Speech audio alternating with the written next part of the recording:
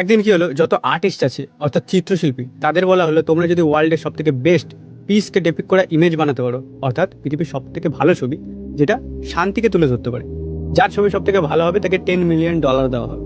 এখন অ্যামাউন্টটা এত বড় ছিল যে ওয়ার্ল্ডের সব থেকে বেস্ট বেস্ট আর্টিস্ট এসছে সেখানে পারফর্ম করতে। সবাই এক থেকে এক দারুণ ছবি আঁকলো। যে ছবিতে মানুষের বেশি ভিড় ছিল সেটা ছিল কেউ রাতের জ্যোৎস্না তুলে ধরেছে, কেউ দিনের আলো, কেউ বা সবুজ মাঠ। তাছাড়াও প্রতিটা ছবি এমন ছিল যা দেখলেই মানুষ শান্তিতে পরিপূর্ণ হয়ে যায়। জাজেসরা কনফিউজ হয়ে গেল যে কোন ছবিকে উইনার বলা হবে। ফাইনালি তারা একটা ছবি সিলেক্ট করে কালো পর্দার পেছনে রাখলো।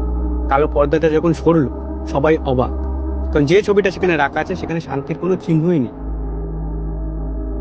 আর্টিস্টরা বিদ্রোহ শুরু করলো যে এই ছবি এখানে জিততে পারে না। তারা রেগে আর্ট গ্যালারির ওনারের কাছে গেল যে আপনাদের তরফে হয়তো কোনো ভুল হয়েছে। তিনি বলেন, না, আপনারা এটা দেখলেন যে ছবিতে ঝড় আছে, মেঘ আছে, বাদল আছে, কিন্তু এটা দেখলেন না ওখানে একটা ঘর আছে। সেই ঘরে একটা মানুষ আছে, যে মানুষের মুখে কোনো ভয় নেই, তার মনে একটা শান্তি আছে। মোরাল অফ দ্য স্টোরি, তোর আশেপাশের পরিবেশ শান্তিতে পরিপূর্ণ হবে, তখনই তুই শান্তি অনুভব করবি, তাহলে সেটা টেম্পোরারি। যখন তুই তোর মনকে আগেই শান্তিতে পরিপূর্ণ করে ফেলেছিস, এখন তোর বাইরে ঝড়, বৃষ্টি, মেঘ, বাদল যতই কিছু থাকুক না কেন, তুই শান্ত থাক, তোর মনে শান্তি থাকে, কারণ মনের শান্তিই বড় শান্তি।